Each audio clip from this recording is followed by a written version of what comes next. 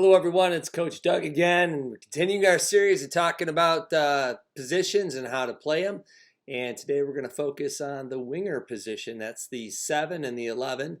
And we've got to figure out what makes a good winger. Wingers are actually a lot like wide receivers in American football. It's usually there's a player that tends to be going up against the same player over and over again. And so a winger usually is compared with a fullback, and it's usually a one-on-one battle in the corners on the flanks.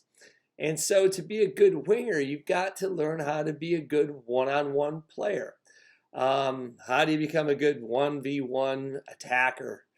Well, I think the best thing to do is not do the same thing every time, because if you do the same thing every time, the defenders will catch on that you just like to go to the corner and cross it, or you always are cutting it back to your left foot.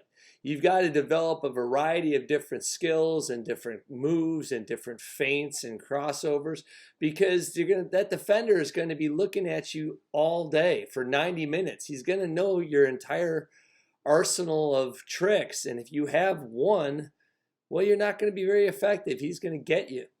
And the same thing goes for wingers, is that you look at your defender that you're playing against and you find out what he's not so good at. Hey, this guy can't run. Or, hey, this guy is totally right foot dependent playing on the left side. I'll continue to go to the right side. I'll continue to go towards his bad foot. So to be a good winger, you need to be first and foremost a great 1-versus-1 player. And goes without saying, to be a winger, it's always helpful to be very fast. Speed is, well, it's primarily genetic. I got to be honest with you. I mean, people are born fast or slow. You can get better at it, but if you're one of these people that happen to be born with the right amount of muscle and twitches really fast, and you're fast, you might consider becoming a winger. And now everybody can get faster, and that includes people that were born with the ability to run fast. But really, some God-given talent and speed is good. Really, what a winger's primary responsibility is to deliver the ball in dangerous situations. And what you need to do to learn how to do that is to learn how to cross a ball. And you need to, the one thing that I see most wingers, the mistake that I see a lot of wingers do, is that they'll cross the ball, they'll go make a beautiful run all the way down in the corner, and then they will cross the ball directly to the goalie. Okay? Now, one of the things that I like to see a winger do is, if he can take it, lots of times they make that cross too early. If you can take that ball all the way to the corner, and sometimes even take that ball down the touchline and cross the ball back towards the penalty spot, that is the way to get a lot of goals and to make it available for runners coming out. So if you are a winger, one of the things that you want to do is sometimes dig all the way into the corner, even take it down the line, and then you got to make sure you keep it away from the goalie. All right? Now, that's not to say that you can't be effective. Like we said earlier, you want to be a variety of different moves. One of them could be a long crossing ball from here that curls out like that. You'll see that a lot in soccer, and that the goalie does not know whether or not to come out. You got to keep it far enough away from him. Another one of the moves that we talked about is coming back down here and coming back forward, and then you can make passes to runners coming up. So that's some of the ideas that you can have as a winger. You just got to learn a bunch of different things and to learn how to deliver the ball so that you can put it in dangerous spaces.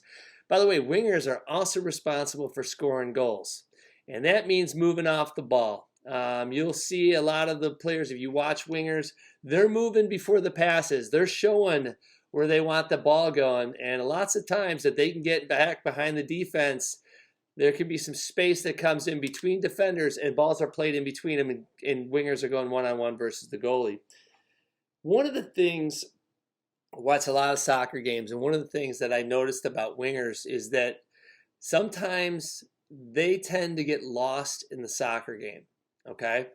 The ball just doesn't come to them, and then they're out there, they don't do anything, And what I always try to encourage with my wingers is that you've got to get the ball. You've got to want the ball. You've got to make people pass it to you. You got to show them where you want it, and you got to work hard to get there. You got to do a lot of runs and a lot of movement.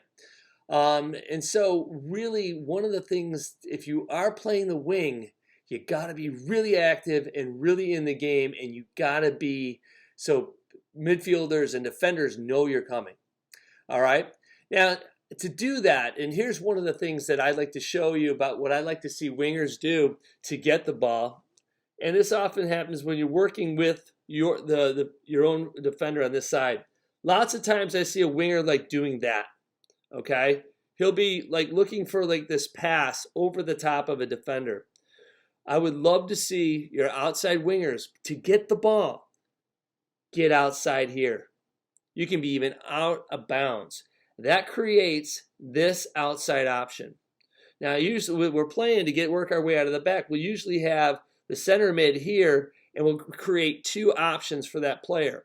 But if this player is down here longer, now we only have one option. And the farther he is, the more this guy can cheat. Okay? So what we want to do is we want to create that outside option so that our defenders have two choices on which to go.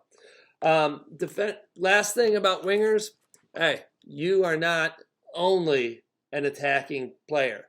Lots of times there'll be a counterattack, and wingers are responsible for the counterattack, but they're also responsible for the defense of the counterattack. If the other team is coming and they're coming fast and they have numbers, the two or the three, the outside back on your side is going to have to slide to the middle, and there may be a runner, it may be your own defending fullback who's overlapping. That's your guy. That's your player. And you better get back there and get there, or else you're going to be, a lot of people are going to be looking at you funny when you get back to the, when you get back after the ball's getting picked out of the net. Anywho, that's a little bit about wingers. I hope you enjoyed it, and we'll talk to you soon.